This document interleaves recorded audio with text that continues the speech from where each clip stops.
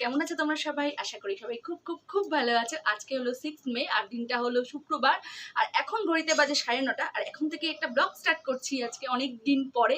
কারণ আমি ভিডিও দিতে তো খুবই লেট হয়, অনেক দিন 5-6 দিন পর পর ভিডিও দিচ্ছি কারণ ছেলের এক্সাম চলছে, তোমরা জানোই। কালকেই একটা এক্সাম হয়ে গেল, ম্যাথ ছিল। তো আজকে আর দুদিন পর মানে আবার মঙ্গলবার আছে, নেক্সট তোমার 10 তারিখে পরীক্ষা আছে, তাই জন্য ভাবলাম আজকে অনেকদিন ব্লগ দেওয়া হয়নি, তো একটা ব্লগ স্টার্ট করে দিই। তো ব্লগে তো মতি থাকবেই, মতি তো থাকবেই, মতি শুয়ে আছে আর আজকে খুব একটুখানি আমাকে আছড়ে দিয়েছে, কারণটা কি পরে বলবো। আর তো চলো এখন আজকে একটা ব্লগ স্টার্ট করছি। তো প্রথমেই আমি গতকাল রাত্রেবেলা গিয়ে আমি একটা জবা ফুলের গাছ আর একটা বেলি ফুলের গাছ কিনে এনেছি। যদিও বেলি ফুলের গাছটা আমার মার জন্য, তার জবা ফুলের গাছটা আমার জন্য। তো দেখাচ্ছি তোমাদের বারান্দায় গিয়ে, ফুলটা এখনো ফুটেছিল কালকে, আবার ওটা হয়ে গেছে। তোমাদের দেখাচ্ছি কি কি গাছ আমার রয়েছে। তো চলো আগে বারান্দায় গিয়ে গাছগুলো দেখিয়ে নিই, তারপরে এক এক করে সব কিছু তোমাদের সঙ্গে শেয়ার করবো। তো চলো সাথে থাকো, দেখতে থাকো। বলতেই মতি চলে এসছে আর নিচের চাদরটা আমি ছেড়ে রেখেছি, মানে চাদরটা আমি চেঞ্জ করেছি। তো চাদরটা মতি চাদর দেখলেই কি জানি কি হয়, ওটাকে নিয়ে ওখানে হিসু করবে, ওখানে নিয়ে ওটাকে কামড়াবে, কি যেন হয় মতির।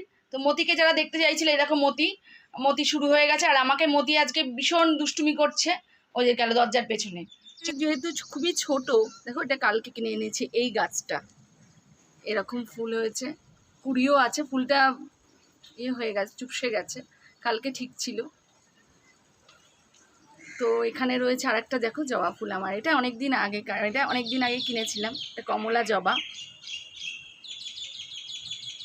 আর রয়েছে এখানে গোলাপ গাছ, বড় হয়ে গেছে, এখনো ফুল ফোটে, মানে ফুল অনেকগুলো ফুটেছিল, এখন বিরতি কিছুদিনের জন্য, আবার ফুল ফুটবে।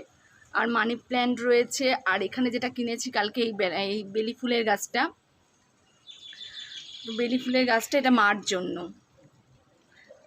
আর এখানে গম গাছ, মতির গম ঘাস করার জন্য। আর এখানে রয়েছে আমার বেলি ফুলের গাছটা, দেখো ওখানে টাইম ফুলের গাছ, তুলসী গাছ, মানি প্ল্যান্ট সব রয়েছে। বেলি ফুলের গাছটায় প্রচুর ফুল হয়। আর এই জবাটাই আমি কালকে কিনে এনেছি।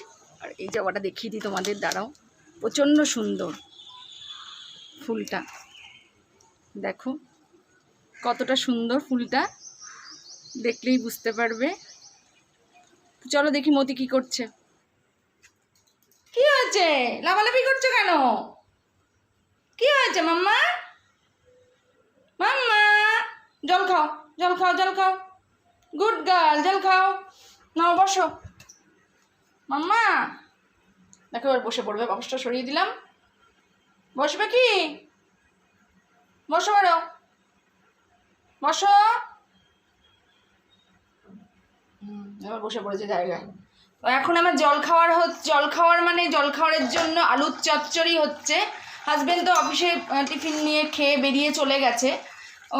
তোমার এবার আমাদের জল খাওয়ার, মানে আমার আর আমার ছেলের জল খাওয়ার হচ্ছে, এটা আলুর চচ্চড়ি হচ্ছে, টমেটো, কাঁচা লঙ্কা, আলু।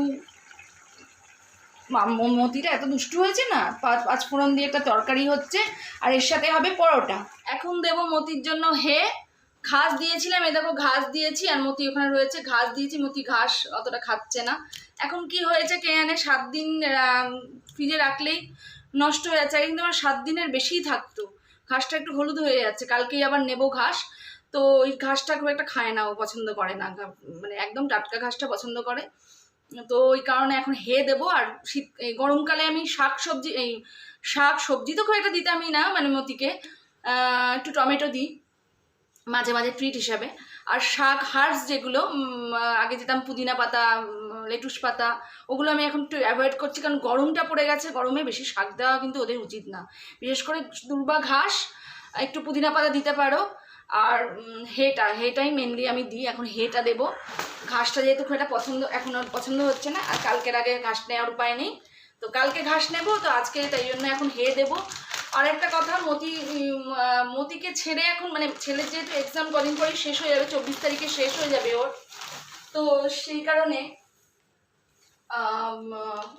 ঘুরতে যাওয়ার, ছেলের তো যেহেতু মাধ্যমিক শেষ হয়ে যাবে, সিবিএসসি দিচ্ছে, তো ওইটার কারণে ওর ইচ্ছা হচ্ছে যে ঘুরতে যাওয়ার কোথাও, সেটা সবারই ইচ্ছা করে, ব্যাপারগুলো এত বাজে হয় না, তো সেই কারণে ইচ্ছা হচ্ছে ও যে ঘুরতে যাবে।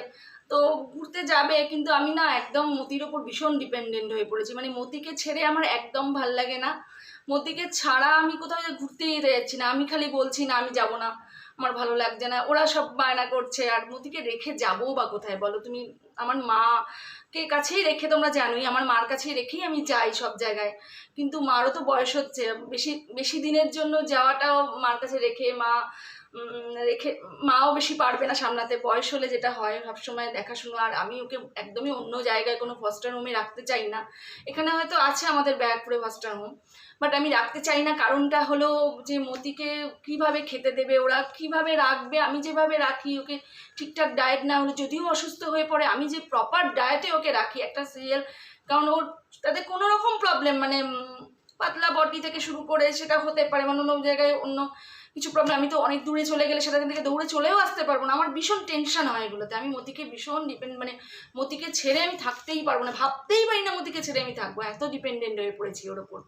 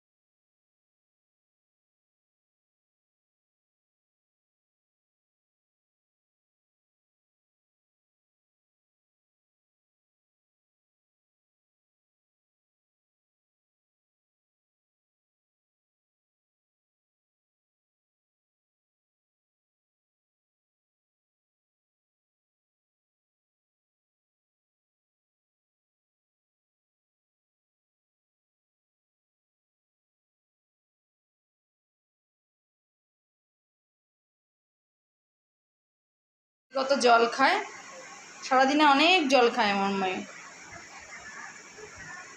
ডায়েট যদি ঠিকঠাক রাখো তোমরা, ওরা এমনি অটোমেটিক্যালি জল খাবে, ওদের জন্য কোনো প্রেশার ক্রিয়েট করতে হবে না, তার জোর করে জল খাওয়াতে হবে না। ডায়েট যদি ঘাস প্যালেটস এগুলো থাকে ঠিকঠাক প্রপার, তাহলে ওরা এমনিতেই জল খাবে, অত চিন্তা করতে হবে না ওদের নিয়ে।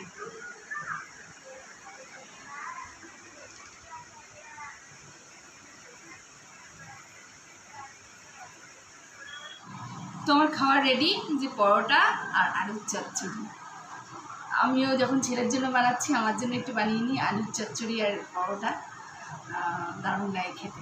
চলো খেয়ে নিই। আর মতির জন্য আমি টেবিলে বসি, কারণ মতি, আমি সোফায় বসি না, মতি উপরে উঠে যায় খেতে চায়, তাই জন্য আমি এখানে বসি আর মতি এখানে শুয়ে আছে।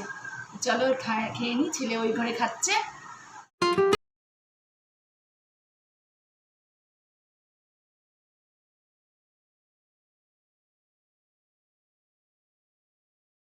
মতি এখন শুয়ে শুয়ে ঘাস খাচ্ছে, খাচ্ছে। ও আর গরমে পারছে না, যদিও আজকে ঠান্ডা আছে ওয়েদার অনেকটাই। তো মতি এখন শুয়ে শুয়ে ওরও ব্রেকফাস্ট তো সারাক্ষণ চলেই যাচ্ছে ওর খাবার, 2 মিনিট পর পর খিদে পায় ওর, সব র্যাবিটদেরই পায়। তো অনেকেই শুনছি যে গরমে সকালবেলাটা নাকি খায় না, কিন্তু আমার মতির কিন্তু সেরকম কোনো প্রবলেম নেই। ও সকালবেলাও সমান যেরকম খাওয়ার দরকার সেরকম খায়, আর রাত্রেবেলা যেরকম প্রপার দরকার। অনেকেই আমি শুনছি এই কমপ্লেনটা যে র্যাবিটরা নাকি সকালবেলা খেতে চাইছে না, চুপচাপ শুয়ে আছে, কিন্তু আমার মতির সেরকম কোনো প্রবলেম নেই। ঠিকঠাক ডায়েট দিলে না ওদের কোনো প্রবলেম হওয়া উচিত নয়। তো ফ্রেন্ডস, এখন ঘড়িতে বাজে 11:15, আর এখন খাওয়া দাওয়ার ব্রেকফাস্টের পরে আমি চলে এসেছি সবজি কাটতে। সবজি কাটার জন্য সব নিয়ে বসে পড়েছি।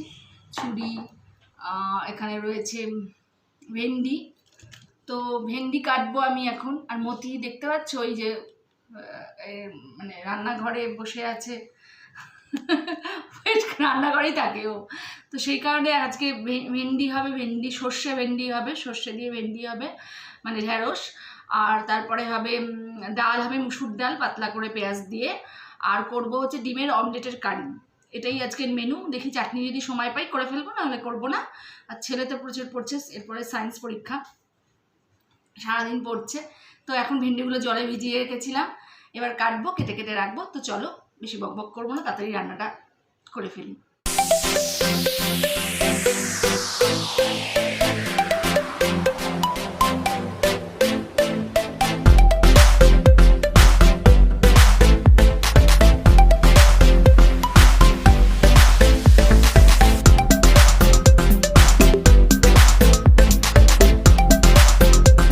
কাজ করছিলাম আর কে কোলে উঠে পড়েছে, বায়না করছে গিয়ে আমার জামা টানছে কোলে উঠবে।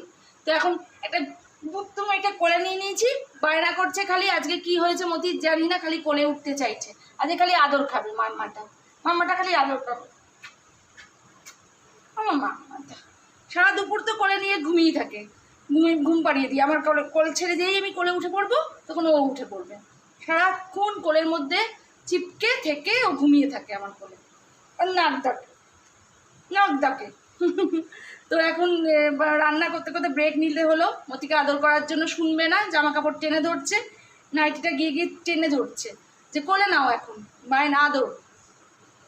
আদর খেতে হবে মাম্মা, মাম্মা চুপ করে থাকবে আদর করলে। মাম্মা মাম্মা একটু সবাইকে হাই করে দাও, হাই করে দাও। তোমাদের কাদের কাদের র্যাবিট এরকম বায়না করে কমেন্ট করে জানিও তো, কোলে ওঠার জন্য। আমার মতিতে খুব বায়না করে, কোলে উঠতে খুব ভালোবাসে।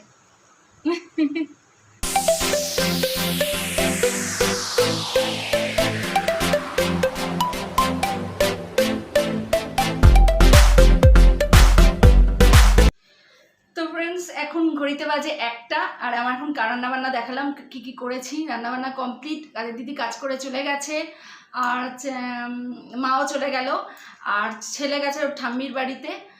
আর ওর যায় এর মধ্যে মাঝে মাঝেই যায় ঠাম্মির বাড়িতে, ওর মানে আমার শাশুড়ি মার বাড়িতে। তো শাশুড়ি মাকে নিয়ে ইদানিং খুবই সমস্যায় রয়েছি, কারণ ওনার বয়স হয়েছে, উনি একা আমাদের থেকে পাশেই ফ্ল্যাটে থাকে, একা থাকেন। এতদিন এই সমস্যাটা হয়নি, কারণ আমার শ্বশুরমশাই ছিলেন। তো উনি মারা যাওয়ার পরে সমস্যাটা হচ্ছে যেটা। তো আমরা কেন একসাথে থাকতে পারি না, এই নিয়ে একটা ভিডিও আমি করেছিলাম এর আগে, আমার চ্যানেলে আছে, যারা দেখোনি তারা দেখে নিও। তো তাও ঠিক ছিল এতদিন পর্যন্ত যে শ্বশুরমশাই ছিলেন, দুজনে মিলে থাকতেন। এখন যে সমস্যাটা হচ্ছে যে উনি একা থাকেন, উনি একটু অসুস্থ, আর নার্ভের একটু প্রবলেম আছে। আর আমাদের বাড়িতে যে ঘরগুলো যে তোমরা দেখেছো, ফ্ল্যাটটা খুবই ছোট ঘর, বেডরুমগুলো তো খুবই ছোট, সামনে একটা ডাইনিং, খুবই ছোট। ছেলের পরীক্ষা, আর আমার হাজব্যান্ডের ছিল এতদিন পর্যন্ত ছিল শিফটিং ডিউটি, নাইট ডিউটি করতো, এসে ঘুমানোর ব্যাপার ছিল। আর আমার শাশুড়ি মা বছরখানেক আমার কাছে, মানে আমার শ্বশুরমশাই মারা যাওয়ার পর বছরখানেক থেকে একটু কম আমার কাছেই ছিলেন, উনি থাকতেন। কিন্তু তারপরে সমস্যাটা এই ঘরের একটা প্রবলেম, ছেলের স্যার আসে পড়াশোনার ক্ষেত্রে, তারপরে আমার হাজব্যান্ডের ঘুমানোর ক্ষেত্রে একটু প্রবলেম হচ্ছিল, তারপরে উনি ওনার ফ্ল্যাটে চলে গেলেন। আর তাছাড়া ফ্ল্যাটে থাকতেই চাইতেন, নিজের ফ্ল্যাটে, কারণ যেহেতু শ্বশুরমশাইয়ের স্মৃতি তো ওখানেই সবটা, তাই জন্য বলেন যে ওখানেই ভালো লাগে, ওখানেই থাকি, ওখানেই আমার ভালো লাগে, ওখানেই তোমাদের বাবাকে মনে হয় আছে। তো সেই কারণে ওখানেই আছেন উনি। আর কিন্তু আমাদের দুশ্চিন্তার শেষ নেই, কারণ উনি বয়স হয়েছে, একা থাকেন। তারপরে যেহেতু প্রবলেম, মাঝে মাঝেই অসুস্থ হয়ে পড়েন, তাই না। আমার ছেলে তো মাঝে মাঝেই যায়, সবাই আমরা যাতায়াত করি, কিন্তু তাও সবসময় তো রাত্রির বেলাটুকু সে যখন থাকে অসুস্থ হয়ে গেলে তো ফোন করার ক্ষমতাটুকুও থাকবে না। কিন্তু আমরা এমন অবস্থায় পড়েছি যে ফ্ল্যাটটা এতটা ছোট যে আমরা খুবই চিন্তায় রয়েছি যে এই ফ্ল্যাটের মধ্যে সবাই মিলে তো থাকাও যাবে না, সমস্যা। তো সেই সমস্যাটা অবশ্যই আমরা সলভ করার চেষ্টা করছি, দেখা যাক কি হয়। তো ফ্রেন্ডস, ভিডিওটা শেষ করে দিলাম। কেমন লাগলো ভিডিওটা অবশ্যই জানিও কমেন্টের মাধ্যমে। ভালো লাগলে প্লিজ লাইক করে দিও, শেয়ার করো, আর কমেন্ট করে তোমাদের মতামত অবশ্যই জানিও। তো আজকের মতো এইটুকুই, টাটা, বাই বাই। তোমরা সবাই খুব ভালো থেকো, সুস্থ থেকো। তো আজকের মতো বাই বাই।